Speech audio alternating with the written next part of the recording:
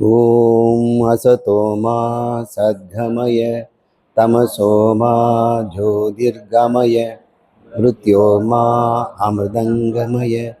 ॐ शान्ति शान्ति शान्तिः।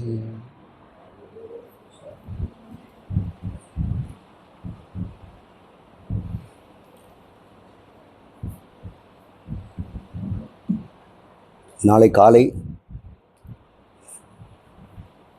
அதிகாலை 6 மணிக்கு சுவாமி சம்பதானந்தா அவருடைய மகா சமாதி சம்பிரோக்ஷண விழா, கும்பாபிஷேக விழா நடைபெற இருக்குது. அதுக்குன்னு ஏற்பாடுகள்லாம் நடந்துகிட்ருக்குது. நம்முடைய சுவாமி முதல்ல இந்த குருகுலத்தில் இருந்து மகா சமாதி அடைந்து விதேக முக்தி அடைஞ்ச நிலையை நம்ம அறிஞ்சிட்டு வரோம். அதை நினைவாக தான் அதனுடைய அஸ்தியும் அவருடைய இருப்பிடத்தையும் நம்ம புனிதமாக காப்பாற்றிட்டுருக்குறோம். ஒரு நினைவு சின்னமாக இந்த குருகுலத்தில் வைத்திருக்கிறோம். நாளைக்கு அதனுடைய கும்பாபிஷேகம் நடக்கிறது. அவங்க குடும்பத்தில் அவரை சந்நியாசத்துக்கு முன்னாடியும் பின்னாடியும் அவர் எப்படி வாழ்ந்தார் என்றது அவங்கள சொல்லுவாங்க. ஒரு சிறு பிராயத்திலேருந்து கல்லூரி படிப்பு, பள்ளி படிப்பு, அதுக்கப்புறம் இந்த குருகுலம் வரும் வரை அவர் வாழ்ந்த நிலை, அதுக்கப்புறம் குருகுலத்துக்கு அப்புறம் நமக்கு சுவாமிக்கு தெரியும், அவங்களுக்கும் தெரியும். அது சின்னதாக ஒரு 5 அல்லது 10 நிமிஷம் எல்லாருக்கும் தகவல் தரும்படி அவங்களுடைய குடும்பத்தில் யாராவது ஒருத்தர் கூப்பிட்டுக்கிறேன்.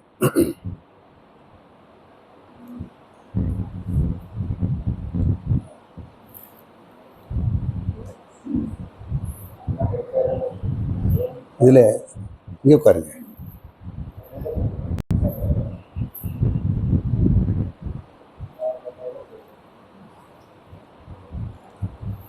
உட்காருங்க.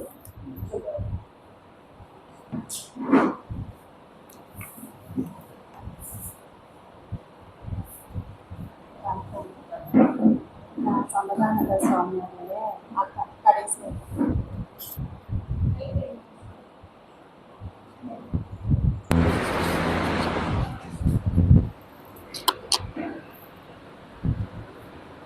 எனக்கு அவரை பற்றி தெரிகிறது நான் சொல்கிறேன். சின்ன குழந்தையில் ரொம்ப துருத்துருன்னு ரொம்ப சேட்டை பண்ணுவார். அது அவருக்கு சாப்பாடு அம்மா தான் ஊட்டணும், ஆனால் கதை சொல்லி தான் ஊட்டணும். ராமாயணம், மகாபாரதம் அந்த மாதிரி கதைகள் சொல்லிகிட்டே இருக்கணும். அவர்கிட்ட இப்போ நம்ம எது கேட்டாலும் அந்த கிளைக்கதையிலேருந்து எல்லாமே ஞாபகம் வச்சுட்டு நமக்கு சொல்லுவார். ஸோ அந்த மாதிரி சின்ன குழந்தையிலேருந்து அது அவருக்கு இருந்தது. அது ஊட்டி ஊட்டி அம்மா அப்படி தான் வளர்த்துருக்காங்க. அதுக்கப்புறமா அப்பா ஏதாவது இப்போ டிரான்சிஸ்டர் அந்த மாதிரி வாங்கிட்டு வருவார். வாங்கிட்டு வந்தோடனே பிடுங்கிட்டு ரூம்குள்ளே போயிட்டு வச்சுப்பா. நாங்கள் பின்னாடி ஐயோ புதுசாக இருக்குன்னா கதை மூடிடுவாங்க, பூரத்தையும் ஓப்பன் பண்ணிடுவார். அது சின்ன சின்ன உள்ளே இருக்கிற பார்ட்ஸ் எல்லாத்தையும் எடுத்துகிட்டு அவ்வளோதான் போயிடுச்சு நாங்கள் நினைப்போம். ஆனால் திரும்ப அப்படியே இது பண்ணி திரும்ப கொண்டு கொடுப்பாரு. அப்படியே புதுசாக இருக்கும். அதெல்லாம் அவருக்கு எப்படி தெரிஞ்சதுன்னு எங்களுக்கு தெரியல. சின்ன குழந்தையா இருக்கிறப்பமே ஒரு தடவை ஹீட்டர் கூட அப்பா வாங்கிட்டு வந்தார். அதையும் அப்படியே ஃபுல்லாக ஓப்பன் பண்ணிட்டாப்புல. ஓப்பன் பண்ணிட்டு திரும்ப புதுசாக கொண்டு வச்சுட்டாரு. அது அவருக்கு எப்படி தெரிஞ்சதுன்னு எங்களுக்கு தெரியல. பட் ரொம்ப அறிவு ஜாஸ்தி, நல்லா படிப்பாப்புல. 10th வரைக்கும் படித்தப்பல ரொம்ப நல்லா படித்தாங்க. இந்த மாதிரி இல்லை, எல்லா புக்ஸும் கூட இது ஒன்லி எஜுகேஷன் இது மட்டும் கிடையாது. அப்பா நிறைய நம்ம காஞ்சி மடத்துக்கு போவார். அவருடைய புக்ஸ் எல்லாமே இருக்கும் வீட்டில். அப்பா எப்பயுமே எங்களை படிங்கன்னு சொல்ல மாட்டார். ஆனால் அப்பா படிச்சுட்டு வச்சுட்டு போவார். இவர் எடுத்து அப்பா என்ன படித்தாங்கன்னு இவர் எடுத்து படிப்பார். ஸோ அப்படி தான் நாங்கள் எல்லோரும் படித்தோம். இவருக்கு அது மெமரி பவர் ஜாஸ்தி, எல்லாமே ஞாபகம் வச்சுட்டு எல்லாருக்கும் சொல்லுவார். அது ஆனால் சேட்டை ரொம்ப ஜாஸ்தியாக இருக்கும். 10th படிக்கிறப்போ நல்ல மார்க் அவருக்கு. அப்புறமா +1 படிக்கிறதுக்காக அங்கே ஸ்கூலில் சேர்த்துருந்தோம். அப்போ என்னாச்சுன்னா அவர் பஸ்ஸில் ஸ்கூலுக்கு போயிட்டுருக்கப்போ டிரைவர் சீட் பக்கத்தில் நின்றுருந்துருக்காரு. கூட்டமாக நின்றுருந்துருக்காரு. அப்போது ஆக்சிடெண்ட் ஆயிடுச்சு. அப்போ அந்த பஸ் ஒருத்தர் மேலே ஏறி இறங்கிருச்சு. அதை பார்த்தோன்னே அவருக்கு ரொம்ப சென்சிட்டிவ், அவர் மனசு ரொம்ப பதறிட்டார். அது எப்படி எடுத்துக்கிட்டாருன்னா, அவர் மேலே நானும் ஏறி இறங்கினேன், ஸோ அவர் சாகிறதுக்கு நானும் ஒரு காரணமாயிட்டேன். நான் பஸ்ஸுக்குள்ளே தான் இருந்தார். பட் அந்த மாதிரி அவருக்காக ரொம்ப ஒரு மாதிரி ரொம்ப அப்செட் ஆகிட்டார். அந்த டைமில் கொஞ்சம் டிப்ரெஷனில் இருந்தார். அதுக்கப்புறமா கொஞ்சம் கொஞ்சமாக அதுலேருந்து வந்தார். ஆனால் இந்த அவ்வளோ இருந்தால் கூட இந்த மெடிடேஷனை மட்டும் விடலை. காலையில் 3 மணிக்கு எழுந்திரிச்சிருவார்.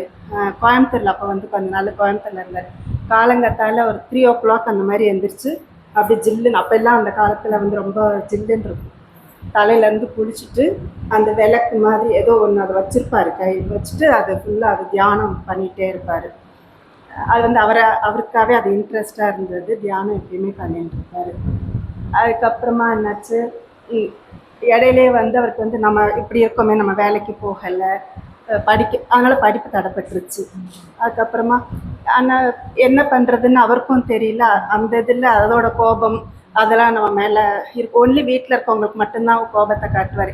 வெளியில் எல்லாருக்குமே நல்லா உதவி பண்ணுவார். அவங்களுக்கு வந்து ஒரு சின்ன ஒரு இது இருந்தால் கூட மனசு ரொம்ப அப்படியே ரொம்ப சாஃப்டாக இருக்கும் அவருக்கு. மனசு உடனே இலகிடுவார், மனசு இலகிடும். எங்கள் மேலே காட்டுற கோபம் கூட கொஞ்ச நேரம் தான். அதுக்கப்புறமா அந்த கோபம் கூட எதனாலன்னா, நம்ம வரணும், மேலே வரணும். அவருக்கு அப்போ கூட அதுதான் இருந்தது. நம்ம பிறக்கிறோம் இறக்குறோம் இதுலேருந்து எப்படி வெளியில் வர்றது, அந்த தேடல் அவருக்கு முதல்ல இருந்தே இருந்தது. அதை சொல்ல தெரியாமல் கொஞ்சம் எப்போ பார்த்தாலும் நம்ம எதுக்கு இந்த மாதிரி வாழணும், அந்த மாதிரி அப்பப்போ கொஞ்சம் சொல்லுவார். நம்ம சாப்பிட்றோம், தூங்குறோம், இறந்துடுறோம், திரும்ப பிறக்கணும், அந்த மாதிரி சொல்லிகிட்டு இருப்பார். என்னாச்சுன்னா இது இடையில வந்து 2-3 times அவர் வந்து சூசைட் கூட அட்டன் பண்ணார். அவரால் இருக்க முடியல, நான் எதுக்கு இருக்கணுன்ற மாதிரி. ஆனால் ஒவ்வொரு தடையும் கடவுள் காப்பாற்றிட்டாரு. அப்புறம் தான் அவருக்கு புரிஞ்சது, ஒவ்வொரு தடையும் நம்ம அட்டன் பண்ணுறோம், அப்போ நம்ம வந்து வேற எதுக்கோ பிறந்திருக்கோம், கடவுளுக்கு வந்து இது இல்லை, நம்ம வந்து வேற எதுக்கோ பிறந்திருக்கோன்றது அவருக்கு புரிஞ்சிருச்சு. அதுக்கப்புறம் அதுலேருந்து வந்துட்டார். ஆனால் அந்த இதை மட்டும் விடலை. காலையில் நம்ம குரு அந்த ஒன்று தான் அவருக்கு மனசில், நம்ம குருகிட்ட போகணும். எல்லாருக்கும் சொல்லுவார், நமக்கு குரு கிடச்சிட்டா போதும், நம்ம வந்து இதுவாக இருப்போம். அந்த தேடல் ரொம்ப இருந்தது அவருக்கு, நமக்கு குரு வேணுன்றது. காஞ்சி மடம் போவார், வள்ளலார்கிட்ட போனார். இந்த மாதிரி எல்லார்ட்டையும் போயிட்டு, இங்கே குருஜி கடைசி நான் குருஜிட்ட வந்துட்டேன் அப்படின்னாரு. நான் பார்த்துட்டேன். ஏன்னா கண்ணால் நம்ம பார்த்து பேசணும், அவரோட அவர் வாயிலிருந்து அதை நம்ம கேட்கணும், பக்கத்தில் இருந்து சேவா பண்ணணும், அந்த மாதிரி ஆசைகள்லாம் இருந்தது. ஸோ அவர் தேடினது கிடச்சிது. அப்போது அவர் சின்ன பிள்ளையில் வந்து ரொம்ப இது மாதிரி சேட்டையெல்லாம் பண்ணுறப்போ அம்மா சொல்லுவாங்க, அம்மா கொஞ்சம் ஜாதகம் பார்த்து சொல்லு, தம்பி எப்படி இருப்பான்ட்டு. ஸோ நாங்கள் ஹைதராபாத்தில் இருக்கோம். இவர் கூட வேலை பார்க்குறவர் ரொம்ப நல்லா ஜாதகம் பார்ப்பார். ஸோ அவர்கிட்ட கொடுத்து பார்ப்போம். அப்போ தம்பி சொல்லுவான், அம்மா என்ன பார்க்க சொன்னாங்க ஜாதகம், இல்லை உன்னோட வாழ்க்கை எப்படி, நீ அதை கேட்காத, நான் ஆன்மீகத்தில் எவ்வளோ உயர்ந்து வருவேன்னு கேளு, எனக்கு அதுதான் வேணும், நீ அதை கேட்டு என்கிட்ட சொல்லு அப்படின்னு சொல்லுவார். ஸோ ஒரு 2-3 times அம்மா சொன்னப்போ ஒவ்வொருத்தரையும் அவர் அதை தான் என்கிட்ட மென்ஷன் பண்ண, இல்லை நீ ஜாதகத்தில் வந்து நான் ஆன்மீகத்தில் முன்னேறுவேனா, நான் இப்படி இருக்கேனே, நான் அங்கே போவேனா, அதை மட்டும் கேளு அப்படின்னு சொல்லுவார். ஆனால் ஜாதகத்தில் கேட்டப்போ அவங்களும் அதான் சொன்னாங்க, அவருக்கு வந்து இந்த பீரியடுக்கு வருது, கண்டிப்பாக அவர் வந்து ஆன்மீகத்தில் முன்னேறி வருவார் அப்படின்ற மாதிரி தான் அவங்களும் சொன்னாங்க. அது சொன்னால் அவருக்கு ரொம்ப சந்தோஷம். அதுக்கப்புறம் இங்கே வந்தப்புறம் கூட காலையில் சீக்கிரமாக எழுந்திரிச்சிடுவார். 2 மணிக்கெலாம் எழுந்திரிச்சு நல்ல தூபம் தீபம்லாம் போடுறது. எப்பயுமே அந்த பாட்டு சுவாமிஜியோட அந்த இது லைவில் வரும் இல்லையா, அந்த ஆடியோ எல்லாம் ஓடிட்டே இருக்கும், கேட்டுன்னே இருப்பார். ஸோ அவரை கிராஸ் பண்ணாலே எங்களுக்கும் அது கேட்கும். அதான் சிலர், நீங்கள் என்ன எப்போ பார்த்தாலும் வேலைன்னு வேலை செஞ்சிட்ருக்கீங்க, வாங்க குருஜிட்ட வாங்க, அவர் சொல்கிறத கொஞ்சம் கேளுங்க, அப்போ தான் நமக்கும் வந்து ஒரு வாழ்க்கைன்னா என்னன்னு தெரியும், நம்ம அதுலேருந்து எப்படி மீண்டு வர்றதுன்னு தெரியும். அந்த மாதிரிலாம் எங்களுக்கும் சொல்வார். எப்போ பார்த்தாலும் வேலைன்னு, எப்போ தான் நீங்கள் அதுலேருந்து வெளியில் வர போகிறீங்க, அடிக்கடி கொஞ்சமாச்சும் வந்து காதில் கேளுங்க அப்படின்றது சொல்லுவார். அந்த மாதிரி அவரோட தேடல் எல்லாம் அதில் தான் இருந்தது. அதுக்கப்புறம் என்னாச்சுன்னா, கொஞ்ச நாளில் அவருக்கு இந்த மாதிரிலாம் இருந்தவர் எல்லாத்தையும் சொல்லுவார், நம்ம வந்து சொல்லித்தரதை விட நம்ம வாழ்ந்து காட்டினோம்னா, இந்த பிள்ளைங்க அக்கா பிள்ளைங்களாம் வீட்டில் இருப்பாங்க, நம்ம படின்னு சொல்கிறத விட நம்ம வாழ்ந்து காட்டினோம்னா அந்த பிள்ளைங்க அதை பார்த்து, அப்பா செஞ்சதை பார்த்து நான் கற்றுக்கிட்டேன், அது மாதிரி பிள்ளைகளும் கற்றுப்பாங்கன்ற மாதிரி எதுவுமே சொல்ல மாட்டார். என்னென்ன செய்யணுமோ அதெல்லாம் அவர் செஞ்சிட்ருப்பார். இவங்க ஒரு நாள் அவங்களுக்கு புரியும், இப்போ புரியலனாலும் ஒரு நாள் மாமா அப்படி வாழ்ந்தாங்க, நம்மளும் அது மாதிரி வரணுன்றது அவங்களுக்கு தெரியும். அந்த ஒரு இது இருந்தது அவருக்கு. அப்புறமா கொஞ்ச நாளில் என்ன ஆச்சுன்னா, அவருக்கு இந்த இதில் இருந்தவர் கொஞ்சம் கொஞ்சமாக அவருடைய இது வந்து கொஞ்சம் அந்த நிலைக்கு வந்துட்டாருன்னு நினைக்கிறேன். அவ்வளோ அக்ரெசிவாக இருந்தவர் கொஞ்சம் அமைதியாக ஆரம்பித்தார், நிறைய உதவிகள் செஞ்சார். முந்தியெல்லாம் என்ன பண்ணார், ஃபஸ்ட்டு ஸ்டார்டிங்கில் வந்து அவருக்கு வேலை இல்லைன்றப்போ பணம் நமக்கு பயம் இருக்கும் அவருக்கு, நமக்கு நாளைக்கு வாழ்றதுக்கு பணம் வேணுன்ற பயம் இருந்தது. ஆனால் இப்போ நாளாக ஆக என்னச்சு, அவருக்கு அந்த பயம்லாம் இல்லை. அவர் என்ன பண்ணார், நிறைய அவர்கிட்ட வச்சுக்கவே மாட்டார், எல்லாருக்கும் கொண்டு போய் தானம் கொடுத்துருவார். பார்ப்பார், அந்த பிளாட்ஃபார்ம்ல எல்லாம் பார்ப்பார், யார் சாப்பாடு இல்லாமல் பசியோடு இருக்கா அதெல்லாம் பார்த்துட்டு இருப்பார். போயிட்டு அந்த டைமில் அவங்களுக்கு என்ன வேணுமோ, சாப்பாடுனா சாப்பாடு, ஈவினிங் டைம்னா காஃபி பிஸ்கெட்டு எது வேணுமோ அது, அங்கே இருக்கிற பறவைகளுக்கு நாய்கள் எல்லாருக்குமே அது செஞ்சு தருவார் அவர். சம்டைம்ஸ் என்ன பண்ணுவார், அவர்கிட்ட காசு இல்லைன்னா எங்களை கேட்பார். நாங்கள் வந்து இதுக்குன்னு கேட்டால் கொடுக்க மாட்டோம்னு சொல்லிட்டு எனக்கு வேணும், அவருக்குன்னு கேட்டால் நாங்கள் எல்லாருமே செஞ்சுருவோம். அவருக்கு மட்டும் நாங்கள் யாரும் நோ சொல்ல மாட்டோம். அதனால் எனக்கு கொஞ்சம் பணம் தேவைப்படுது அனுப்புங்க அப்படின்னு சொல்லுவார். நாங்கள் அனுப்புவோம். அது செஞ்சுட்டு அப்புறமா சொல்லுவார், நீ எனக்கு கொடுத்த பணத்தில் நான் இந்த மாதிரி சேவா பண்ணேன் அப்படின்றது எங்களுக்கு திரும்ப சொல்லுவார். அப்படி தான் அந்த ஸ்ட்ரீட்டில் வந்து ஒரு பாட்டி ரொம்ப அவங்களுக்கு வந்து கண்ணும் சரியாக இதுவாக இல்லை, வயசானவங்க பிள்ளைகளும் பார்க்கல. அப்படி இருக்கப்போ அவங்களுக்கு வந்து லைட் இல்லை வீட்டில். அப்போ யாரோ கொஞ்சம் சேர்ந்து ஒரு இது மட்டும் போட்டு கொடுத்தாங்க, குடிசை மாதிரி. பட் லைட் இல்லை. தம்பி பார்த்துட்டே இருந்தான், பணத்தில் எங்ககிட்ட எல்லாம் கொஞ்சம் கலெக்ட் பண்ண, எனக்கு வேணும்னு கேட்டுட்டு அங்கே போய் சோலார் லைட்டு போட்டு கொடுத்துட்டாங்க. அதுக்கப்புறம் தான் ரொம்ப நாள் கழிச்சு தான் எங்களுக்கு தெரியும். அது என்னாச்சுன்னா, அன்றைக்கி எங்கள் அக்கா அவங்கெல்லாம் கடைக்கு போகிறப்ப அவங்க பேசிட்டாங்க, கரண்ட் இல்லை, அவங்க பாட்டி வீட்டில் மட்டும் லைட் எரியுது. அப்போ ஏதோ ஒரு புண்ணியமாக வந்து பாட்டிக்கு மாதிரி போட்டு கொடுத்தாங்க. அப்படின்றப்ப தான் இவங்களுக்கு நம்ம தம்பி வந்து இவ்வளோ உதவி பண்ணியிருக்கான் எல்லாருக்கும். ஆனால் நாங்கள் வந்து உங்ககிட்ட இல்லைன்றப்ப எல்லாத்தையும் வாங்கி அதுக்கு செய்கிறேன்னு நாங்கள் சில சமயம் நமக்கு சொல்லுவோம். பட் அவர் வந்து அதெல்லாம் பார்க்க மாட்டார், செய்யணும் அவ்வளோதான். நிறைய அந்த மாதிரி தான தர்மங்கள் வந்து நிறையா அப்புறம் நிறையதே எங்களுக்கு தெரியாது. இப்போ அவர் இதான் முக்தியானதுக்கப்புறம் நிறைய பேர் வந்து சொல்லி எங்களுக்கு நிறைய தெரியும். அதுக்கு முன்னால் கொஞ்சம் கொஞ்சம் தான் எங்களுக்கு தெரியும். அதுக்கப்புறமா அந்த நிறைய பேர் அந்த ஸ்ட்ரீட்டில் இருக்கவங்கலாம் வந்து இவ்வளோலாம் எங்களுக்கு உதவி பண்ணார் அப்படின்ற சொல்கிறப்ப தான் எங்களுக்கு தெரியல. அப்போ வந்து அவருக்கு அந்த பண பயம் இல்லை, அதுக்கு முன்னால் பயந்தார்.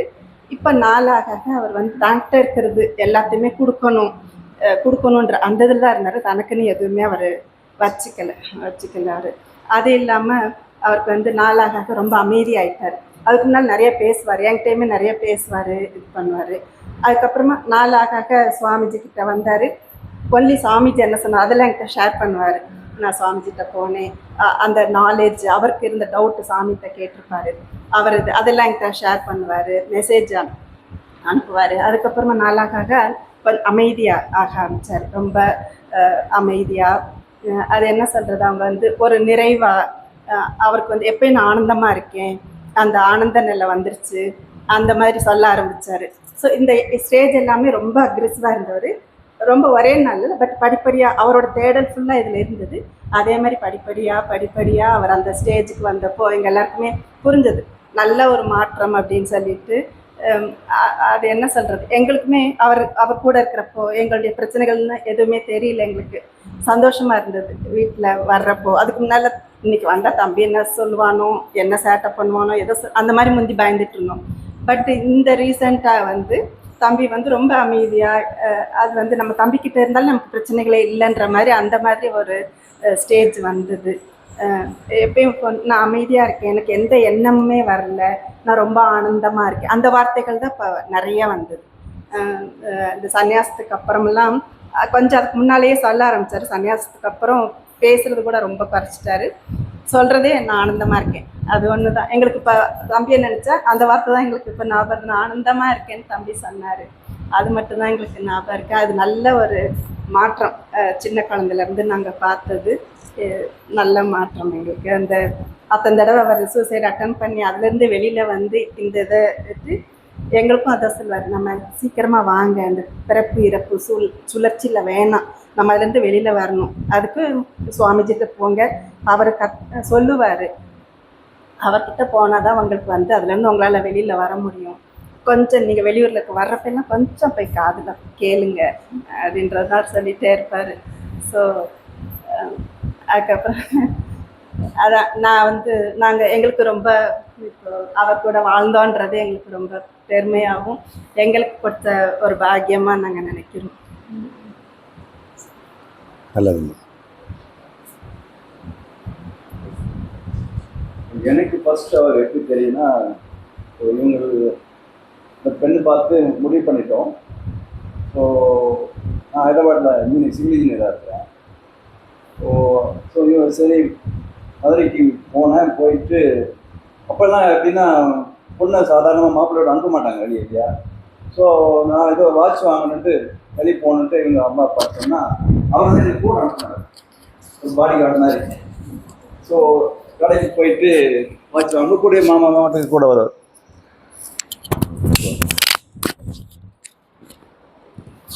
ஸோ ஃபஸ்ட்டு அந்த மாதிரி எனக்கு அவர் ஃபஸ்ட்டு அறிமுகமாச்சு. அதுக்கப்புறம் கல்யாணத்துக்கு அப்புறம் இவங்க சொல்கிற மாதிரி ரொம்ப அக்ரெசிவாக இருப்பார். அவருக்கு வேண்டியது எப்படின்னா பேண்ட்டோ ஷர்ட்டோ எதுனாலும் டாப் குவாலிட்டி, காஸ்ட்லியாக இருக்கணும், நல்லா இருக்கணும், அந்த மாதிரி தான் பண்ணிட்டு இருந்தார்.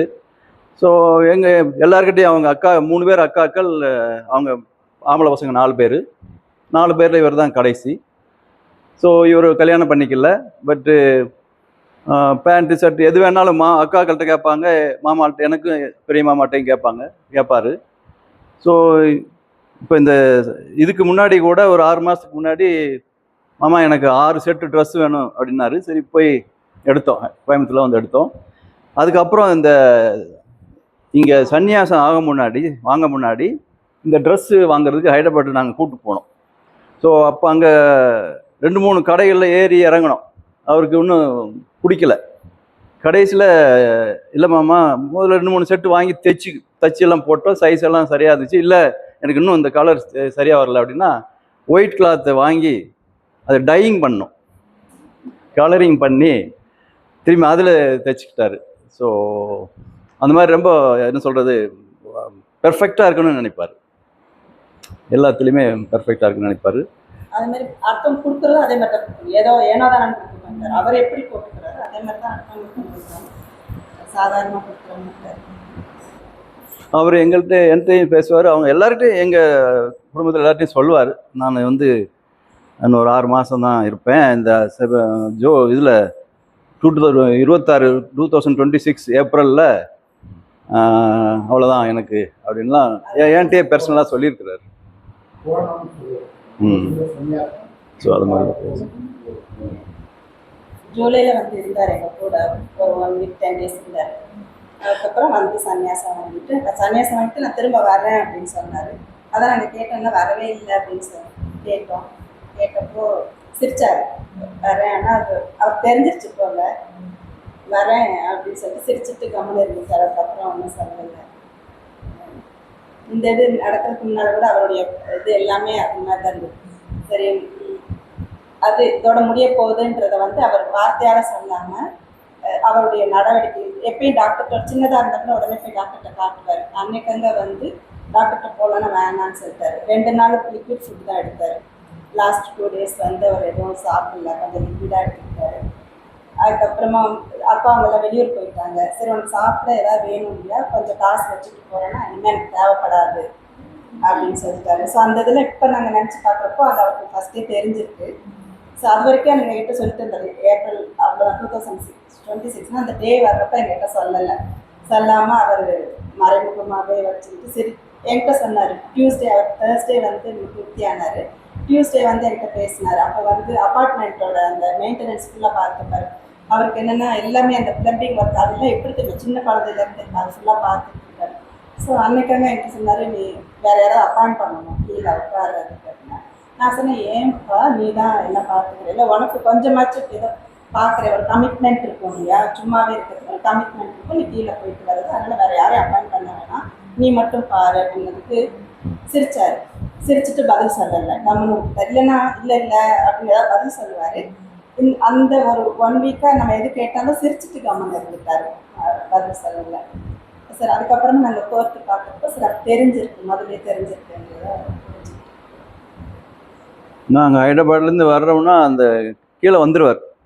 ஸோ காரில் பெட்டி எடுத்துகிட்டு மேலே போயிடுவார். நாங்கள் இறங்க முன்னாடி பெட்டி மேலே கொண்டு போயிடுவார். அந்த மாதிரி ரொம்ப அங்கே பெரிய அப்பார்ட்மெண்ட், அந்த வாக்கிங் வரும், அந்த செல்ஃபோனை வந்து பாக்கெட் பீப்பருடைய ஸ்பீச் கேட்டு, ஸோ அவர் கேட்குறதுனால நாங்களும் எங்களுக்கும் அந்த சார் எங்கள் கூட வாக்கிங் வருவார், கேட்டுக்கிட்டே வருவார். ஒரு 2-3 ரவுண்டு வருவார். அதுக்கப்புறமா அவங்க ஒரு பெரிய அரசமரம் அந்த இடத்துல ஒரு சின்ன திண்டாட்டத்தை அங்கே உட்காந்துருவார். சொல்லுவார், எனக்கு இந்த இடம் தான் ரொம்ப பிடிக்கும், ஹைதராபாத்தில் எந்த இடம் எனக்கு ரொம்ப பிடிச்சிருக்கு அப்படின்ட்டு. எப்போ என்கிட்ட ஃபோன் பண்ணால் வாக்கிங் போனியா, அரச மரம் கீழே உட்காந்தியா அப்படின்றத கேட்போம். ஸோ அவர் அப்பா தெரியல. ஆமாம், அப்பார்ட்மெண்ட்டுக்குள்ளேயே இருக்குது. எல்லாரும் அது ஒரு அரச மரமும் வேப்ப மரம் சேர்ந்து இருக்குது. ஸோ சனிக்கிழமை அங்கே நாங்கள் இருக்கிற ஆட்கள்லாம் விளக்கு வைப்பாங்க.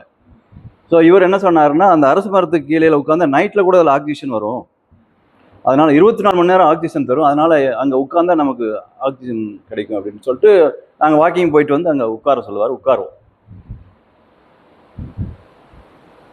அதாவது அதிகமாக படிக்கலைன்னா கூட ரொம்ப அறிவாளி, என்ன சொல்கிறது, புத்திசாலி. அரசியல் பேசுவாரு, எல்லாமே தெரியும். இதுதான் தெரியும் தெரியாது அப்படின்னு கிடையாது. ஆன்மீகத்தை பத்தி ரொம்ப பேசுவார். நம்ம என்ன இதை பத்தி கேட்டாலும் அதுக்கு பதில் சொல்லுவாரு. ஆன்மீகம் பேசுவார், அரசியல் பேசுவார், இந்த மாதிரி வீட்டு இந்த ஒர்க்கு எல்லாமே, பெயிண்டிங்கோ பிளம்பிங்கோ எலக்ட்ரிக்கலோ எல்லாமே படிக்காதனால கூட அதை பற்றி தெரிஞ்சிருவார். எல்லாம் கன்ஸ்ட்ரக்ஷன்ல அவருக்கு இது இருக்கு, அந்த நாலேஜ் இருக்கு. கன்ஸ்ட்ரக்ஷன் பத்தி நம்ம எது கேட்டாலும் அதுவும் சொல்லுவார். ஒரு வீடுனா அந்த எந்த மாதிரி இருக்கணும் அது எல்லாமே அவர்கிட்ட போய் கேட்டால் எல்லாமே சொல்லுவார். இப்போ அந்த அப்பார்ட்மெண்ட் நிறைய பேர் சொல்றாங்க, எங்களுக்கு ஒரு பிரச்சனைனா நாங்கள் அவர்கிட்ட போய் பேசுவோம், எங்களுக்கு தெரியாது. அதுக்கப்புறம் அன்னைக்கு என்ன சொல்றாங்க, அவர்கிட்ட பேசணும்னு எங்களுக்கு மனசு லேசாயிடும். அதெல்லாம் இப்போ அவர் அன்னைக்கு தான் எங்களுக்கு தெரியும். அவங்க ஒவ்வொருத்தராக வந்து சொல்ல எங்களுக்கு நம்ம தம்பி அதை பற்றி நம்ம கூட தான் இருப்போம். இதுக்கப்புறம் மித்தவங்க சொல்லி கேட்குறப்ப நமக்கு அதோட இதெல்லாம், நம்ம வீட்டில் ஒரு புத்தர் இருக்கப்ப நமக்கு தெரியாதுன்னு சொல்லுவாங்கல்ல, அது வணக்கம்.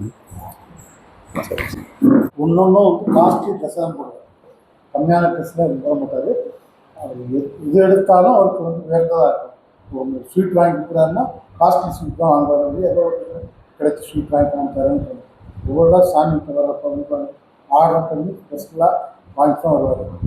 இன்னொன்று வந்து அவர் பண்ணாத சேட்டையாக கிடையாது. அதாவது வாழ்க்கையில் வந்து லோ லெவலில் எவ்வளோ வந்து ஹை லெவல் வரைக்கும் என்னென்ன அனுபவிக்கணுமோ எல்லாம் அவ்வளோ சேட்டை பண்ணுவார்.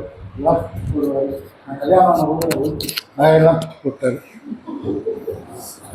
கனி கொடுத்தா வைக்கிறதுக்காக எங்கள் அப்பா அம்மா வந்துருந்தாங்க. என்ன 2 பேரும் சண்டையாக தெரியல, எல்லாத்தையும் பிச்சு போட்டார். அதே மாதிரி எங்கூட தான் இருந்தான். 3rd ஸ்டாண்டர்ட் படிக்கிறப்ப எங்களுக்கு கல்யாணம் ஆனதுலேருந்து எங்கள் கூட தான் இருந்தாப்புல. அவங்க அப்பா மாறிக்கு போனாங்க, நான் வரல, நான் இங்கே தான் பண்ணி போனேன். எங்கே போனாலும் விட மாட்டாப்புல. எனக்கு இது வேணும் அப்படின்னு சொல்லிட்டாருன்னா அதை உடனே வாங்கி கொடுத்தாங்க. வாங்குற வரைக்கும் விடவே மாட்டார். அதே மாதிரி வந்து எல்லாருக்கும் நல்லா ஹெல்ப் பண்ணுவார். இந்த இதில் ஃப்ரெண்ட்ஸும் வந்து அவர் ரொம்ப லிமிட்டடு, ரொம்ப நல்ல ஃப்ரெண்ட்ஸ் தான் வச்சுருப்பார். அதே மாதிரி இந்த பெரியவர்னால ரொம்ப காந்தி பெரியவர்னால் அவருக்கு அவ்வளோ இது. அங்கே போய் இருந்தார். இப்போ திடீர்னு வந்து வள்ளலார் மேலே வந்து அந்த இதெல்லாம் வாங்க நடத்திட்டார். அதுக்கு பிறகு அந்த வள்ளலாரில் அந்த கடலூர்காரங்க தான் அன்றைக்கி பேச, அவங்க தான் சொன்னாங்களோ உனக்கு வேண்டிய குரு வந்து நீ இங்கெல்லாம் வராத, இங்கே இருக்கிறாங்க சாமி காமிச்சாங்களாம்.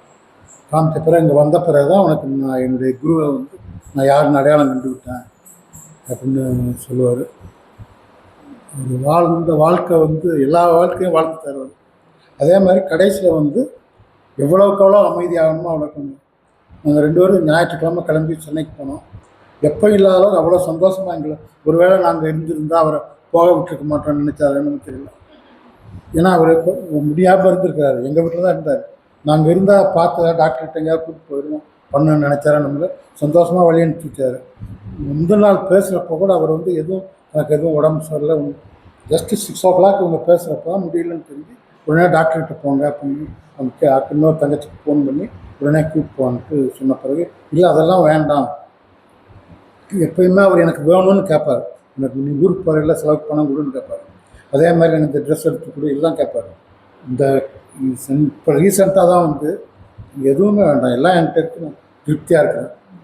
எனக்கு போகிறப்போட சொன்னேன், நான் வெளி சார் பண்ணலாம் வச்சுருக்கேன், நான் நிறையா இருக்கேன், நீங்கள் போயிட்டு வாங்க சந்தோஷம். எப்போ வரைக்கும்னு கேட்டேன். வெள்ளிக்கிழமை காலையில் ட்ரெயின்ப்பா 3 மணிக்கு வந்துடுவோன்னா. சரிங்க, ஒருவேளை அவர் திரும்பி வர்றப்போ இருக்க மாட்டோம் நம்ம அப்படின்னு நினச்சாரா, அல்ல அவங்க இருந்தாங்கன்னா நம்மளை ஏதாவது டாக்டர்கிட்ட ஏதாவது கூப்பிட்டு ஏதாவது பார்ப்பாங்கன்னு சொன்னாலும் தெரியல. ஆனால் எனக்கு அந்த வருத்தம் தான். சரி, ஒரு வார்த்தை நீ போகாதங்கன்னு சொல்லியிருந்தா கடைசி வரைக்கும் இருந்திருப்போம். கடைசி காலத்தில் கிட்டத்தட்ட என்கிட்ட 30-40 வருஷமாக என் கூட இருந்துட்டாப்ல. கடைசி காலத்தில் நாங்கள் பக்கத்தில் இல்லாமல் போயிட்டோம். அந்த கஷ்டம் வருத்தம் தான் எனக்கு. ஆனால் அங்கே இருக்கிறப்ப அடிக்கடி போக என்ன பண்ணுற, சாப்பிட்டு ஏதாவது போயிருந்தோம், என்ன வேணுங்கிற பண்ணுவாப்பில். கொஞ்சம் இல்லாதனால அவர் இருந்திருக்கிறாரு. நான் ரொம்ப தாகம் எடுக்குது, நான் ஜூஸாக குடிக்கிறேன் இப்படிலாம் சொன்னார். இன்னொரு அக்கா கீழே இருக்கிறாங்க, நல்லா இருக்கு, அதெல்லாம் ஒன்றும் இல்லைன்னு சொன்னோன்னா அவங்க ஜாஸ்தியாக நான் பக்கத்துலேயே இருந்தால் பார்த்துருப்போம். கடையில் கவனிக்காமல் விட்டோமோங்கிற ஒரு கஷ்டம் தான் எனக்கு. அவரும் வந்து சரி இவங்க இருந்தால் நம்மளை வந்து நம்ம இது ஏதாவது பண்ணுவாங்க நினச்சி சந்தோஷமாக போயிட்டு வாங்க நினச்சிருக்கோம். ரொம்ப அறிவாளிங்க அவர், சும்மா சொல்லக்கூடாது. அதான் இல்லை யாருக்காவது ஒரு கஷ்டம்னா தனக்கு வந்தால் எனக்கு அதான் பஸ்ஸு வந்து அந்த பொண்ணு மேலே ஒரு லேடி மேலே தான் ஏறினது, ஏறி இறங்கி இருக்குதுன்னா அந்த பொண்ணு மேலே நானும் ஏறி இறங்கிட்டேன் அப்படிங்கிறது தான் அவர் மைண்டு இதாகி தான் ரொம்ப படிப்பே அதனால தான் கெட்டது. எவ்வளவோ பார்த்தேன். இந்த இந்நேரமும் என் கூட தான் இருப்பாப்புல. கடைக்கு போனாலும் எங்கே போனாலும் கல்யாணம் வெளியில் போனால் உடனே நான் வரேன்னு வந்துடுவாப்புல. காமிக் புக்ஸு இந்த புக் வாங்கிக்கொடு, அந்த புக் வாங்கிக்கொடு, சாப்பிட்றதுக்கு வாங்கிக்கொடு தான் கேட்பாப்புல. எங்கள் அப்பா பேர் வெங்கடேசன், அவர் இன்ஜினியராக இருந்து ரிட்டையர் ஆனார். எங்கள் அம்மா பேர் ஆண்டாள். இவர் வந்து மே 4ஆம் தேதி 1970 பிறந்தார் சம்பவம். எங்கள் அப்பா வந்து நல்ல ஆன்மீகத்தில் ரொம்ப பக்தியாக இருப்பார். ஐயப்பன் கோயிலுக்குலாம் 18 வருஷம் போயிட்டு வந்தார். அப்பாவுக்கு ஒரு குரு உண்டு. அவர் வந்து அந்த குரு ரொம்ப உயர்வானவர். அந்த குரு வந்து அப்பா வீட்டுக்கெலாம் வருவார். எங்கள் அம்மா பார்த்தோன்னே எங்கள் அம்மா அப்பான்னு அவருக்கும் அம்மா வந்து அந்த ஆண்டாள் ஸ்ரீவித்ர ஆண்டாளையே நான் இங்கே பார்க்குறேன்னு எங்கள் அம்மாவை அவர் சொல்லுவார். மாதிரி அந்த குரு பக்தியில் நாங்கள் எல்லாருமே சின்ன பிள்ளையிலேருந்து நாங்கள் எல்லாம் வளர்ந்து வந்தோம். அதுக்கு தான் சம்பத்து அவரும் அந்த மாதிரி தான் வளர்ந்து வந்தார். சின்னதுலேருந்து அந்த பக்தி இருக்கும். அம்மா ஊட்டுறச்சு அவங்க சொன்னாங்களே ஊட்டுறச்சு அது ராமாயணம் மகாபாரதம் சொல்லுவாங்க. ஆனால் கண்ணை பார்த்தா எங்கேயோ இருக்கும். உங்களுக்கு என்னத்தை கேட்குறான் அப்படின்னு தான் நாங்கள் நினச்சிக்கணும்.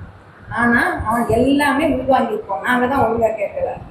அவன் வந்து எல்லாமே உள்வாங்கி இன்றைக்கி எனக்கு ஒரு கஷ்டம்னா நான் சில சொன்னால் அவன் சம்பத்துக்கிட்ட போய் தான் ஷேர் பண்ணிட்டு இருப்பேன். எனக்கு இது மாதிரி இருக்குப்பா, எனக்கு கஷ்டமாக இருக்குன்னா என்னை உட்கார வச்சு மகாபாரதத்துலேருந்து எல்லா அந்த நேரத்துக்கு எனக்கு என்ன தேவையோ அதை வந்து சொல்லுவான்.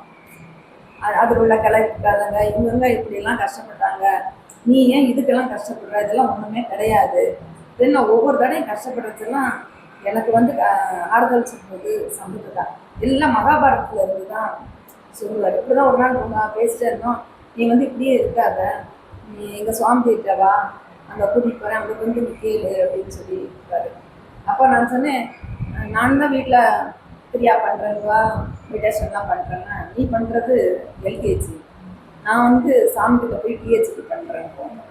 நீ எல்கேஜி தான் பண்ணுற, எல்கேஜி பண்ணிவிட்டு என்ன நீ எனக்கு தெரியுன்ற, நீ வராத, அங்கே வா, நீ அங்கே வா அப்படின்னு சொல்லி என்னை கூப்பிட்டுட்டு இருந்தார். 2-3 தடவை வந்து சுவாமிகளை பார்த்தேன். ஆனால் ரெகுலராக தம்பி சொன்ன மாதிரி எனக்கு வரது அந்த வாய்ப்புகள்லாம் நிறையா கிடைக்கல. எங்களுக்கெல்லாம் கிடைக்காதனால இப்போ இவர் வந்து எங்களை கூப்பிட்டுருந்தார்.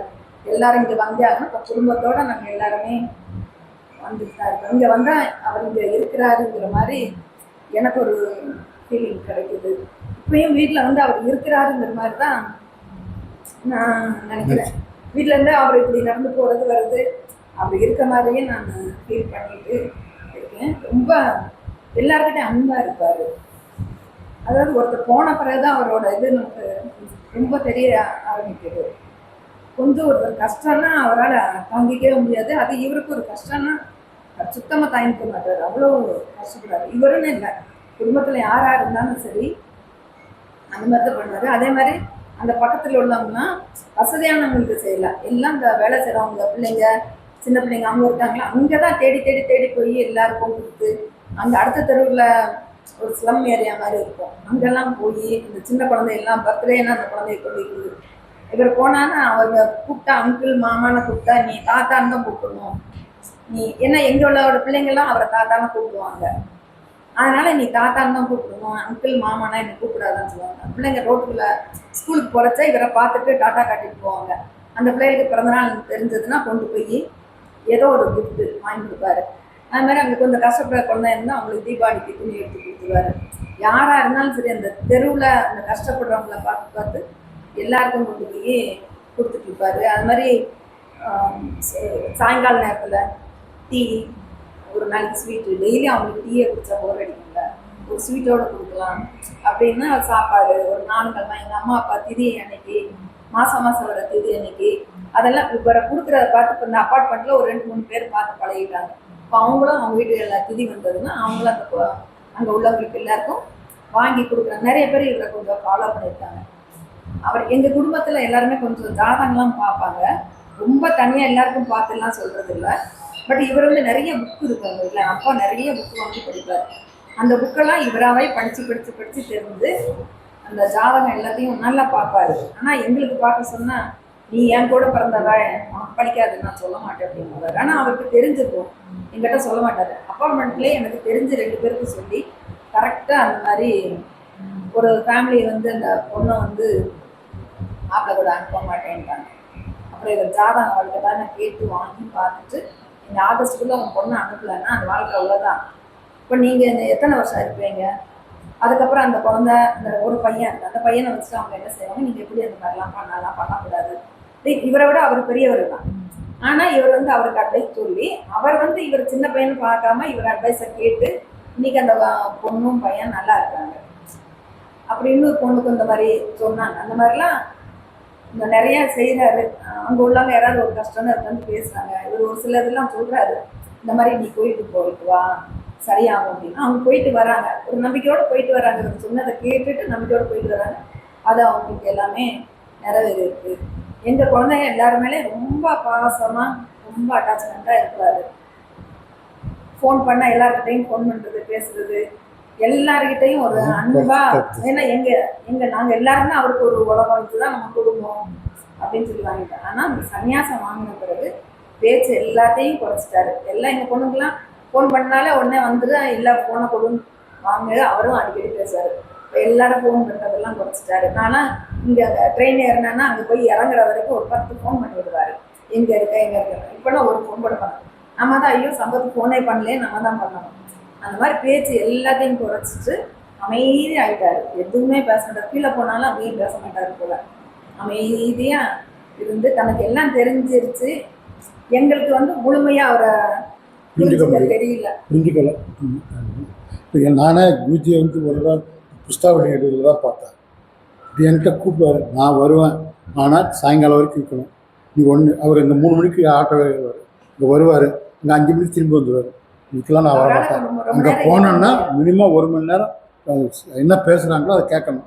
போயிட்டு வர்றதுக்கெல்லாம் நான் வரமாட்டேன் சொல்லு அப்படின்னா வர்றேன்பா. அதெல்லாம் முடியாது, நான் போனால் உடனே வந்துடுவேன். அதே மாதிரி ஒரு இடத்துல நிற்க மாட்டார். எங்கே போனால் கிளம்பு அந்த அவசரப்படுத்துவார் அவர். ஆனால் கடைசியில் எல்லாத்தையும் விட்டு ரொம்ப அமைதியாகிட்டார்.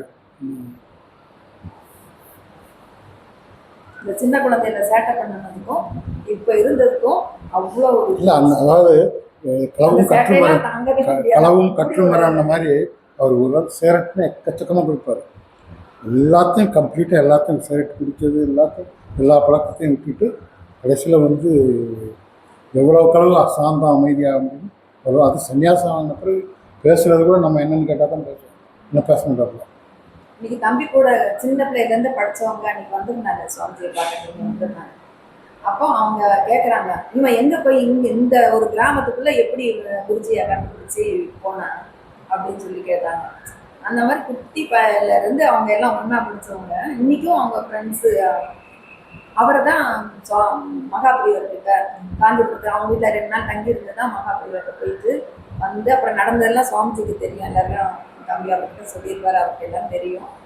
அதுக்கப்புறம் தான் அவருக்கு என்ன நம்ம எந்த நிலைமையில இருக்கோம் அப்படிங்கிறதெல்லாம் அவருக்கு தெரிஞ்சிருக்கு. எங்கிட்டெல்லாம் சொன்னார். பட் எங்களுக்கு அந்த புரிஞ்சுக்கிற சக்தியெல்லாம் கிடையாது. ஒரு சிலர் 12 மணி 1 மணிக்கெலாம் இருந்துச்சு குளிப்பார். இந்த மாதிரி குளிக்காத, 4 மணிக்கு எந்திரிச்சு குளி போதும். நடிச்சாமத்தெல்லாம் குளிக்கூடாதுன்னா 12 மணிக்கு எந்திரிச்சு குளித்து விளக்க வைக்கணும்னு வைப்பார். உட்காந்து மெடிடேஷன் பண்ணுவார். சாமத்தில் யார் இருப்பா அந்த மாதிரி பண்ணக்கூடாதுன்னு அதெல்லாம் கிடையாது, பெரிய செய்யலான்னு சொல்லியிருக்காங்கம்பார். எனக்கு தெரியல. இப்போ நார்மலாக வந்து அந்த காலத்தில் முனிவர்கள் மட்டும் 4 மணி அதிகாலையில் எழுந்திரிச்சு தான் போய் குளிப்பாங்க. நீ நடிச்சாமத்தில் குளிச்சுட்டு இருக்காங்க. இது அதே மாதிரி விடியறதுக்கு முன்னாடி தலை குளிப்பார்.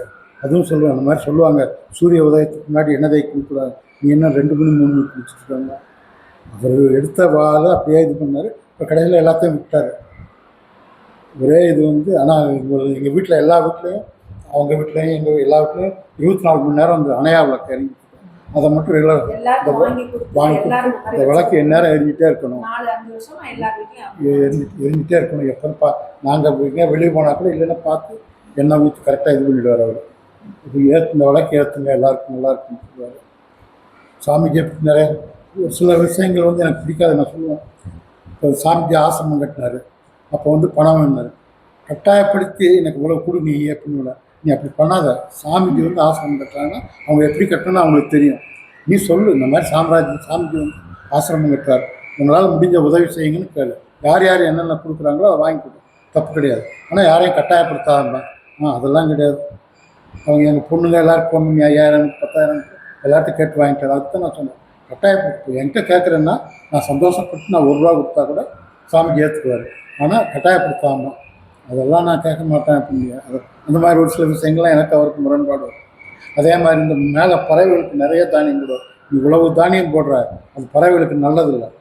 காலையில் எழுந்திரிச்சியா தண்ணி ஒரு குடத்தில் கொண்டே வைக்கிறார், தானியம் போடுற ரைட்டு. இவ்வளவு தானியம் 10 கிலோ 15 கிலோ வாங்கி போடுவார். அதனால அது வந்து சாப்பிட்டுட்டு பறக்கணும், பறந்து சுற்றி வந்து இலை தேடினா தான் அதுக்கு நல்லது. இந்த இடத்துல ஒரே இடத்துல சாப்பிட்டு எந்நேரம் இந்த ஆண்டனா கீழே அது படுத்துருக்குது, அது நல்லதில்லை. எங்கள் வீட்டிலே ஒரு பறவை இருந்தது, அதான் சொல்லணும். அதெல்லாம் அது எங்கே போகும் சாப்பாட்டுக்கு அப்படிம்பார். 6 கிலோ 7 கிலோ தானியங்கள் வாங்கிட்டு வந்து போடுவார். அப்புறம் கொஞ்ச நாள் கழித்து பக்கத்தில் எல்லாம் கம்ப்ளைண்ட் பண்ணாங்க, புறாக்கள் வந்து ரொம்ப அசிங்கம் பண்ணுது வீடுன்ட்டு. அப்புறம் அதை விட்டார். அதே மாதிரி நாய்களுக்கு வந்து அப்பார்ட்மெண்ட் முன்னாடியே போடுவார். அங்கே ஒருத்தர் சொன்னார், இந்த நம்ம அப்பார்ட்மெண்ட் முன்னாடி போட்டால் எல்லா நாய்களும் இங்கே வந்து நிற்கிது, நீ வேற எங்கேயாவது தனியாக கொண்டு போய் போடு, ஒரு இடத்துல போடுங்க. அப்புறம் அது அந்த மாதிரி போட்டார். அதே மாதிரி சாப்பாடு வந்து கரெக்டாக 12 மணிக்கு 4 பக்கம் வாங்கிட்டு போய் யார் எங்கே இருப்பான்னு சொல்லி கரெக்டாக. நீ தர்மம் செய்யாத தப்புன்னு சொல்ல, அடுத்தவங்களை கஷ்டப்படுத்தி செய்யாத, அவ்வளோதான் வந்து. இந்த மாதிரி ஒரு சிலது எனக்கு அவருக்கு முரண்பாடு உண்டு. ஆனால் அவருக்கு வந்து அதிகமான பிரியமான ஆள் நான் தான். ஏன்னா சின்ன நாங்கள் கடையில் போனால் அவ்வளோ சண்டை, கேக்கடையில் போய் ஒரு அவ்வளோ எல்லாம் உங்கள் பையனாக சார் இருக்கணும், அவ்வளோ சண்டை. எனக்கு இது வாங்கி கொடுத்தா தான் அடம் பண்ணி அனுப்பி வாங்கிடுவாக்கலாம். எதுவாக இருந்தாலும் இப்போயே வேணும், அது வழியே கிடையாது. இப்போ வாங்கி கொடுத்துருவோம். அவங்க அப்பாவோட அம்மாவோட +2 முடித்த பிறகு கொஞ்ச நாள் இருந்தாப்புல. அப்புறம் கடைசியில் அவங்க அப்பா அம்மா ரிட்டையர் ஆகி வந்த பிறகு தான் சரி நான் அவங்க கூட போய் துணைக்கு இருந்துக்கிறேன் இருந்தாப்புல. ரொம்ப இன்டெலிஜென்ட், அறிவாளி. அது நம்ம வீட்டில் கரண்ட் இல்லைன்னா கூட அது எங்கே காரணம் என்ன பண்ணி கரெக்டாக சரி பண்ணுவாப்புல, ரிப்பேர் ஆனதெல்லாம் பண்ணிடுவாப்புல. அம்மா அப்பாவுக்கு ரொம்ப கவலை, இவர் இன்னும் செட்டில் ஆகாமல் இருக்காரு அப்படின்னு சொல்லி கவலை இருந்தது. இன்னைக்கு எங்கள் அம்மா அப்பா இருந்திருந்தாங்க, ரொம்ப இந்த மாதிரி ஒரு நம்ம பையன் அப்படி இருக்கான்னு சொல்லி ரொம்ப. இல்லை, அவருக்கு ஜாதகம் காமிச்சா எல்லாரும் சொல்லியிருக்காங்க, உங்கள் பசங்களே செட்டில் ஆனவங்க ஒருத்தன் தான், இந்த மற்றவங்க தான் செட்டில் ஆகலை, நீங்கள் எப்படி அவன் செட்டில் ஆகலைன்னு சொல்லுவீங்கன்னு சொல்லுவாங்க. இப்போ நாங்கள் இருக்கிறப்ப வந்து அவர் அவ்வளோ புரிஞ்சுக்கலங்க. அதான் சொல்கிறேன் இல்லையா, மாமா மரும மச்சாங்கிற இதில் ஜாஸ்தியாக அவ்வளோ பரவாயில்ல, சும்மா இருந்துருவோம், இல்லை இது பண்ணாத நீ தப்பு நீ பண்ணுறது இந்த மாதிரி சொல்லிட்டு இருந்தோம். அப்படி இல்லாமல் நான் அந்த இறந்துட்டாப்புல நியூஸ் வந்தப்போ நினச்சேன், சரி நம்மளை வந்து ஒரு வார்த்தை நீ போகாத இந்த இருக்குன்னு சொல்லியிருந்தா அட்லீஸ்ட் அவன் ஜீவன் பிரிகிறப்ப பக்கத்தில் இருந்துருக்கலாம். இந்த சான்ஸ் கூட இல்லாமல் நம்மளை விரட்டி விட்டாங்களேன்னு தான் யோசிச்சேன். நடமாடிட்டே இருந்தார், அவருக்கு ஒன்றுமே உடம்பு கிடையாது. 8 மணிக்கு நான் பேசினேன், 10 மணிக்கு ஆள் இல்லை. ஆஸ்பத்திரிக்கு நடந்து தான் போனார். தங்கச்சி பையன் அவங்க கூட்டிப்பாங்க, நடந்து தான் ஆஸ்பத்திரிக்கு போனார். எதுவுமே இல்லை. இவரோட உடம்பு சாமிகிட்ட சன்னியாசம் வாங்குறதுக்கு 4 நாளைக்கு முன்னாடி ஹாஸ்பிட்டலில் அட்மிட் ஆகணும்னா நான் தான், நீ தான் வரணும், நீ தான் வந்து அட்மிட் பண்ணணும்னு. வேறு யாரும் நீங்கள் வாங்க, நீங்கள் தான் என் கூட இருக்கணும், நான் தான் அட்மிட் பண்ணியிருந்தேன். இப்போ நைட்டில் மட்டும் இவங்க யாராவது போவாங்க, பகல் ஃபுல்லாக நான் இருப்பேன். இந்த மாதிரி பண்ணுவாப்புல. சரி, ஆனால் இவங்க சத்தம் போடுவாங்க, என்ன நீ உன்னை விட நான் வயசில் தெரியல, நான் முதல்ல சாகணும், நீ முதல்ல எப்படி தெரியும், ஏன்னு சொல்கிறேன், இந்த வார்த்தையை சொல்லவே சொல்லாதம்பாங்க. அதெல்லாம் இல்லை, எனக்கு தான் போய் தானே ஆகணும். நீங்கள் எல்லாமே மறுபறிவை எடுக்கக்கூடாது, அதுக்கு என்ன செய்யணுமோ அது போங்க, அதுக்கு நீங்கள் குருக்கிட்ட போங்க, குருக்கிட்ட போனால் உங்களுக்கு கிடைக்கும். இன்னும் இந்த வாழ்க்கையில் ஏன் சுற்றிட்டே இருப்பேன், நீ பிறந்ததுனால தான் நீ இப்போ கவலைப்படுறேன், நீ பிறக்காமல் இருந்தால் நீ கவலைப்படுறது, பிறக்காமல் இருக்கிறதுக்கு என்ன வழியோ அதை தேடும். இனிமையாவது இந்த மாதிரி டயத்தை வேஸ்ட் பண்ணாமல் இந்த மாதிரி பண்ணுங்க அப்படின்னு எங்களுக்கு அட்வைஸ்லாம் பண்ணுவார்.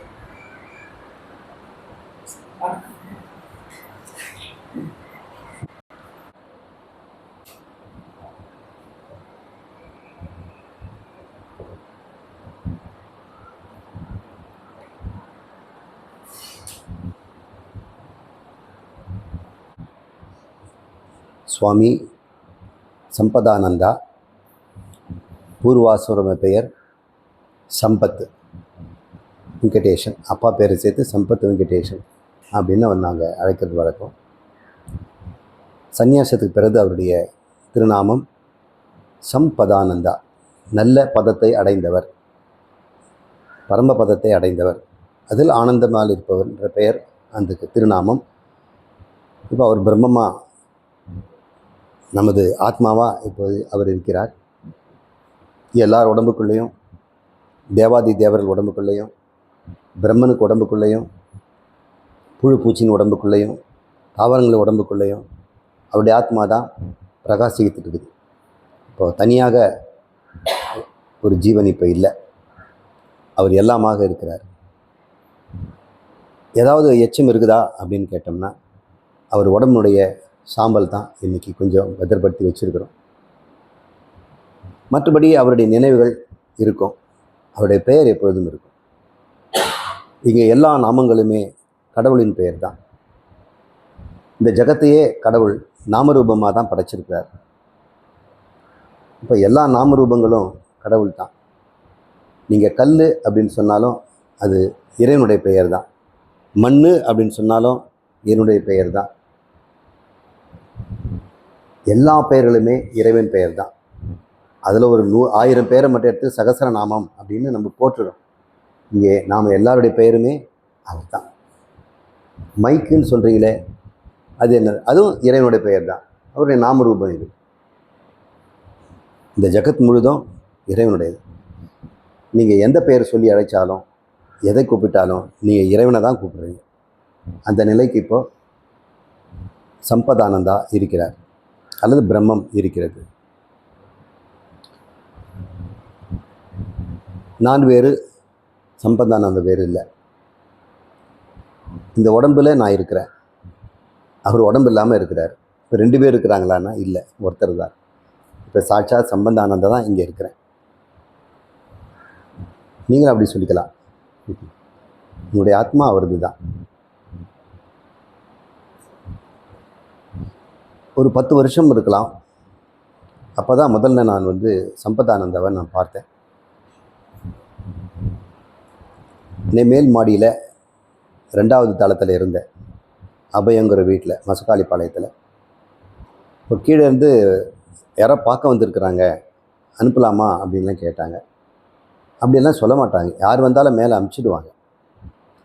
ஏன் இப்படி சொல்கிறீங்க அப்படின்னு சொல்லி, அப்புறம் ஒருத்தர் மேலே எழுந்து வந்தார். ஒருத்தர் வந்திருக்கிறாரு, அனுப்புறதா அப்படின்னு கேட்டார். அப்படிலாம் நீங்கள் கேட்கக்கூடாது, யாராக இருந்தாலும் அனுப்பணும் அப்படின்னு சொன்னேன். அவங்க சொன்னுடைய அர்த்தம் எனக்கு புரியல. அப்போது பூர்வாசிரம நம்முடைய மகாத்மா அப்போ வந்தார். அவர் இருந்த கோலத்தில் பார்க்கும்போது அவங்க நிச்சயமே அவங்க திடுக்கிட்டு தான் போனாங்க. பல பேர் என்னை பார்க்க வருவாங்க. மனம் சிதை விட்டவர்கள், உடல்நலம் இல்லாதவர்கள் கூட வருவாங்க. அவங்களெல்லாம் கூட அவங்க தடுக்கலை. ஆனால் இவரை அனுப்பலாமான்னு சந்தேகப்பட்ட அளவுக்கு அவர் இருந்தார். ஆனால் அவருடைய கண் முன்னாடி நீங்கள் நினச்சி பாருங்கள். இவங்கெல்லாம் சொல்கிறாங்க நேர்த்தியான உடையை போட்டிருப்பார், காஸ்ட்லியாக தான் போட்டிருப்பாருன்னு. அவர் அந்த முதல் நாள் பார்க்கும்போது அப்படி இல்லை. அவருடைய சட்டை முழுக்க சாப்பிட்ட பொருள் எல்லாம் சிந்தி இருந்தது,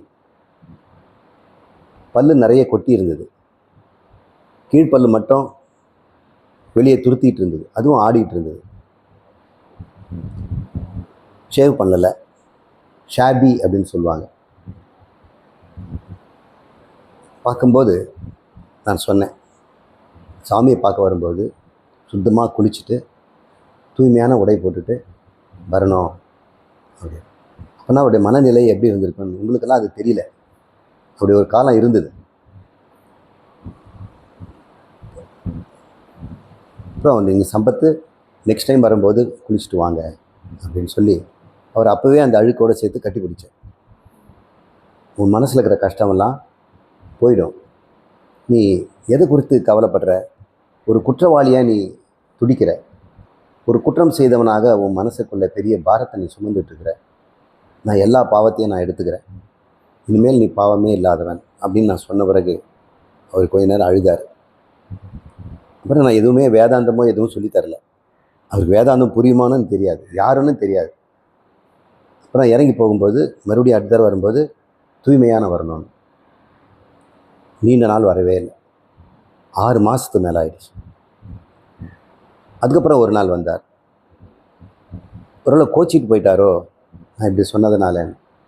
அப்பொழுதும் அவர் வந்து பழையபடி தான் இருந்தார்.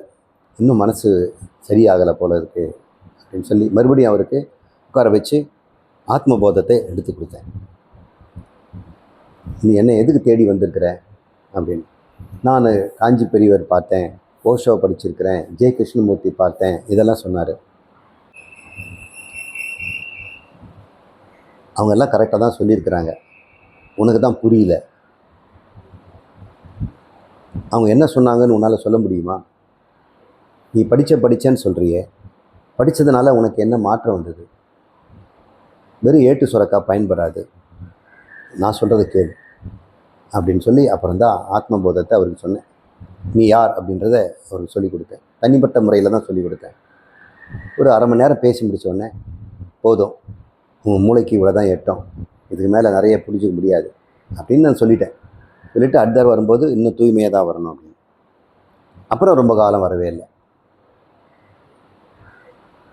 அதுக்கப்புறம் வரும்பொழுது ரொம்ப சுத்தமாக வந்தார். அப்புறம் இந்த பல்லெல்லாம் கூட காணும். வாரம் சத்சங்கம் தவறாமல் வந்துடுவார். பஸ் ஏறியெல்லாம் வரமாட்டார்.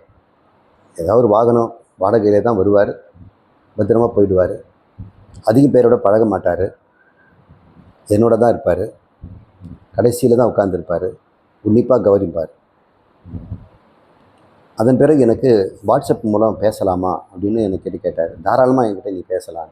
அதுக்கப்புறம் வாட்ஸ்அப்பில் மெசேஜ் எல்லாம் போடுவார், வாய்ஸ் மெசேஜ். அவருக்கு அதில் இன்ஸ்ட்ரக்ஷன்ஸ் மட்டும் கொடுத்துட்டு இருந்தேன். பின்னாடி வந்து நீ என்கிட்ட தனியாக பேசணும் அப்படின்னு நினைக்கிற, இது வரைக்கும் நான் உன்னை தள்ளி தான் கிளாஸ் எடுத்துகிட்டு இருந்தேன், உங்ககிட்ட இந்த மாற்றம் இருக்குதா, நீ என்னத்துக்காக வந்துட்டுருக்குற, எதுக்காக உன் நேரத்தை வேஸ்ட் பண்ணிக்கிட்டு இங்கே உட்காந்துட்ருக்குற, என்ன புரிஞ்சிருக்குது அப்படின்னு கேட்கும்போது அவர் கரெக்டாக சொன்னார். சுவாமி, என்னை நான் நல்லா புரிஞ்சுக்கிட்டேன், இனிமேல் தெரிஞ்சுக்கிறது ஒன்றும் இல்லை, தெளிவாயிட்டேன் நான் அப்படின்னு சொன்னார். அப்புறம் ஒவ்வொரு முறை வரும்பொழுதும் மிக நேர்த்தியான ஊதுவத்திகளை அப்புறம் தின்பண்டங்களை வாங்கிட்டு வருவார். அதை நான் அப்போ தான் முதல் தடவை சுவைச்சிருக்கேன். இப்படியெல்லாம் கூட ஒரு ஒரு நேர்த்தியான உணவு பண்டம் இருக்குமா அப்படின்னு. இது எங்கே கிடைச்சிது, எங்கே வாங்கியிருக்கீங்க அப்படின்னா அவர் சொல்ல மாட்டார். சரி, இதெல்லாம் அது பெருசுப்படுத்தக்கூடாது, விட்டுடுவேன். ஆனால் அதுக்கு ஒரு அடிமை ஆகிட்டேன் நான். சம்பதானந்தா வந்தார்னா என்ன கொண்டு வந்திருக்கிறார் அப்படின்னு தான் நான் கேட்பேன். அப்படி ஒரு பிஸ்டிக்ஸ் அப்படின்னு ஒன்று வாங்கிட்டு வருவார். பிஸ்கெட்டு ஸ்டிக் மாதிரி இருக்கும், அதில் நிறைய பருப்புகள்லாம் இருக்கும். டப்பாவை திறந்தோம்னா அது காஸ்ட்லியாக இருக்கிறத நம்ம பார்க்கலாம், ரிச்சாக இருக்கும். இவருக்கு இதெல்லாம் எப்படி ஒரு ஆராய்ச்சி பண்ணி கண்டுபிடிக்கிறாரு? பார்க்கும்போது நம்ம ஆரம்ப காலத்தில் இப்படி இல்லையே, இவர்கிட்ட இப்படி ஒரு குணம் மறைஞ்சிருக்கே அப்படின்னு. அப்புறம் தான் அவரோட நெருங்கி பழகி கேட்கும்போது அவருடைய ஆழ் மனசில் இருக்கிற எல்லா குற்றங்களையும் நான் கிரகித்து அதை நாசம் பண்ணிட்டேன். அப்புறம் அவர் தெளிவாயிட்டார். இந்த 2வது ஆண்டு விழா நடந்தது இல்லைங்களா, அக்டோபர் 18, 16, சென்ற அக்டோபர் 25. அதுக்கு முன்னாடி ஒரு மாதத்துக்கு முன்னாடி சம்பதானந்தை கூப்பிட்டு, சம்பதானந்தா, நீ மகாத்மாவாக வாழற, அது அங்கீகாரம் நான் தரேன், நீ என்னை சந்நியாசம் வாழ்க்கையினுடைய கடைசி காலத்தில் ஞானிகள் சந்நியாசமாக தான் வாழணும். ந வித்தேன ந புத்திரேன, இந்த பணத்தாலேயோ மகனாலேயோ லோகத்தாலேயோ இந்த ஞானம் கிடைக்காது, எந்த கர்மத்தினாலையும் கிடைக்காது, தியாகத்தினால் மட்டுமே கிடைக்கும் அப்படின்னு உபனிஷத் சொல்லு. எவன் ஒருவன் எல்லாத்தையும் தியாகம் பண்ணுறானோ அவனுக்கு அந்த ஞானம் நிலை பெறும். மற்றவங்களாம் சும்மா கற்றுக்கிட்டு தான் போவாங்க, இந்த ஞானம் நிற்கனா தியாகம் மட்டும்தான்டா. அவர் நான் எந்த பெருமையும் சொல்லலை, அப்படி தான் வாழ்ந்துட்டுருக்கிறேன், எல்லா பொருளையும் எல்லாருக்கும் கொடுக்குறேன்லாம் அவர் சொன்னதே கிடையாது. இப்போ அவங்க சொன்ன பிறகு தான் தெரியுது, கிடைச்ச ஒவ்வொரு பைசாவையும் எல்லாருக்கும் கொடுத்து தான் அவர் மகிழ்ந்துருக்கிறாரு. இப்போ தியாகத்தால் மட்டும்தான் இது கிடைக்கும் அப்படின்னு சில சுவாமிகளுக்கு, நம்ம சுவாமிக்கும் சொல்லியிருக்கிறேன். ஆரம்ப காலத்தில் ஒரு சிறுமியாக வந்தாங்க. அப்போ அந்த சிறுமிகிட்ட சொன்னேன், இந்த ஞானம்னா நீ தியாகம் பண்ணி தான் ஆகணும். அப்போ தியாகம்னா பயந்துட்டாங்க. எல்லாத்தையும் தியாகம் பண்ணணும், உறவுகளை தியாகம் பண்ணணும், புகழை தியாகம் பண்ணணும், பொருளாதாரம், சொத்து பற்றி எல்லாத்தையும் தியாகம் பண்ணால் தான் கிடைக்கும். அப்படின்னா இந்த ஞானம் வேண்டான்னு ஓடியே போயிடுவாங்க. யாரெல்லாம் அப்படி தியாகம் பண்ணாங்களோ அவங்க உண்மையிலேயே சன்னியாசத்தில் தான் வாழறாங்க.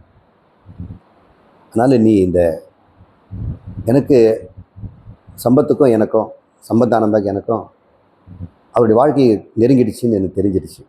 சம்பத்து நீங்கள் நீண்ட காலம் இருக்க முடியாது, அதனால் அதுக்கு முன்னாடி சன்னியாசம் வாங்கிறது தான் நியாயம்.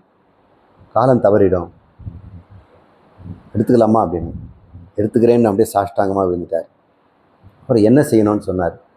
அப்புறம் அவருக்கு வேண்ட உடைகளை மாற்றணும், அப்புறம் தண்டை ஒன்று வாங்கணும், பெரிய குச்சி மாதிரி வேண்டாம், இது ஞான தண்டை மட்டும் இருந்தால் போதும், கமண்டலம் வேணுமா அதெல்லாம் ஒன்றும் வேண்டாம், இது ரெண்டும் மட்டும் மாலையை கொண்டு வாருன்னு மாலையை கொண்டு வந்து அவருக்கு இந்த இடத்துல தான் சன்னியாசம் கொடுத்து அவங்கெல்லாம் உறவினர்கள்லாம் வந்தாங்க. அதுக்கப்புறம் அவருடைய வாழ்க்கை முற்றிலும் மாறிடுச்சு. நான் உண்மையிலேயே ஞானிதான், நான் உண்மையிலேயே முக்தன் தான் என்று ஒருவன் தன்னைக்குத்தானே உறுதி செய்வதற்கு சன்னியாசம் தேவைப்படுது. இந்த சாதாரண உடையிலையோ சாதாரண வாழ்க்கையிலையோ எவ்வளவு ஞானம் இருந்தாலும் அவனுக்கு அந்த உறுதி வருவதில்லை. இட்ஸ் எ டோட்டல் கமிட்மெண்ட் அப்படின்னு சொல்கிறாங்க. தன்னை தானே உறுதிப்படுத்துறதுக்குன்னா இது வேஷம்னு நீங்கள் நினைக்கலாம், ஆனால் இதனுடைய பெரிய சக்தியை நம்ம உணரணும்னா, அந்த தியாகத்தை நம்ம உணரணும்னா, விடுபட்டவன் நம்ம வாழணும்னா நிச்சயம் சந்நியாசம் எடுத்து தான் ஆகணும். ஞானமும் சந்நியாசம் ஒன்று. நிறைய பேர் சொல்லலாம் சந்நியாசம் இல்லாமலே ஞானியாக வாழலாம், ஜனகர்லாம் வாழலையாங்க. எல்லாருக்கும் அந்த மாதிரியான ஒரு வைராக்கியமும் பூர்ண சிறநிலையும் வரையறதில்லை. நான் இந்த குழந்தைக்கு அது கொடுத்தா தான் நடக்கும் அப்படின்னு தோணுதுனால நான் வற்புறுத்தி அவர் சன்னியாசம் எடுக்க வச்சேன். அப்புறம் அவர் அதை உணர்ந்தார். அதுக்கப்புறம் பேச்செல்லாம் அவர் குறைஞ்சி போச்சு. வாட்ஸ்அப்பில் சொன்னார், சுவாமி முன்னெல்லாம் நான் கீழே உட்காந்துக்கிட்டு வேடிக்கை பார்த்துக்கிட்டு பொழுது கழிச்சிக்கிட்டு இருப்பேன், இப்போது செல்ஃபோனில் இதெல்லாம் வேடிக்கையான பொருளெல்லாம் பார்த்துட்டு இருப்பேன், இப்போ எனக்கு அதெல்லாம் பார்க்கவே இஷ்டம் இல்லை, பேச்செல்லாம் எனக்கு இஷ்டம் இல்லாமல் போச்சு. இது ஒரு மந்த நிலையா, நான் கெட்டு போகிறேன்னா, இல்லை இது உண்மையான உத்தமமான நிலையா அப்படின்னு எனக்கு தெரியலையே அப்படின்னு. அப்போ நான் சொன்னேன், நீ நானாயிட்ட, இதுக்கு மேலே நீ ஒன்றும் செய்யறதுக்கு ஒன்றும் இல்லை, இனிமேல் வாழ வேண்டிய அவசியமும் இல்லை, இதுதான் உன்னதமான நிலை, சும்மா இரு சொல்லறன்னு சொல்கிறாங்களே அதனுடைய உண்மையை அனுபவிச்சுட்டு இருக்கிற, பயந்துடாத, இது ரொம்ப தாமச குணமோ சோம்பேறித்தனமோ பிரயோஜனம் இல்லாமல் வெட்டியாக கலை கழிக்கிறோம் அப்படி இல்லை, இதுதான் உண்மையாகவே ஆத்மானந்தத்தில் இருக்கின்ற நிலை, இது ஆத்மானந்தம்னு தெரிஞ்சுக்க அப்படின்னு சொன்ன பிறகு அதுக்கப்புறம் நான் ஆனந்தமாக இருக்கிறேன் ஆனந்தமாக இருக்கிறேன்னு வாட்ஸ்அப் போட்டுக்கிட்டே இருப்பார். இன்றைக்கும் சாமி நான் ஆனந்தமாக இருந்தேன் அப்படின்னு சொல்லிட்டு இருந்தார். அப்புறம் நேரம் நெருங்கிடுச்சு இல்லையா, அதுக்கப்புறம் அவர் மௌனமாயிட்டார். அப்புறம் தகவல் சொன்னாங்க, ஏற்கனவே இது திட்டமிட்டது தான், அதனால் சுவாமிக்கும் சமுதானந்தத்துக்கு மட்டுமே தெரிஞ்ச ரகசியம் அது. அது 6 மாதத்துக்கு முன்னாடியே அதை சன்னியாசம் கொடுக்கணும்னு அவர் சொன்னோம். இல்லைன்னா அவர் சாதாரண மனிதனாக அவர் வாழ்ந்து மறைந்திருப்பார். இப்போ அசாதாரண மனிதன் இல்லை, பிரம்மமாக இருக்கிறார். நாளைக்கு அவருடைய நினைவிடத்துக்கு சம்பரோக்ஷம்னு சொல்லக்கூடிய கும்பாபிஷேகம் நடைபெறுகிறது. எல்லாரும் கலந்திருந்து அவருடைய ஆசியை நம்ம பெறுவோம். ஓம் பூர்ணமத பூர்ணமிதம் பூர்ணாத் பூர்ணமுதச்யதே பூர்ணஸ்ய பூர்ணம் ஆதாய பூர்ணம் ஏவாவசிஷ்யதே. ஓம் சாந்தி சாந்தி சாந்தி. ஹரிஹி ஓம். ஸ்ரீ குருभ्यो நமः. ஹரிஹி ஓம்.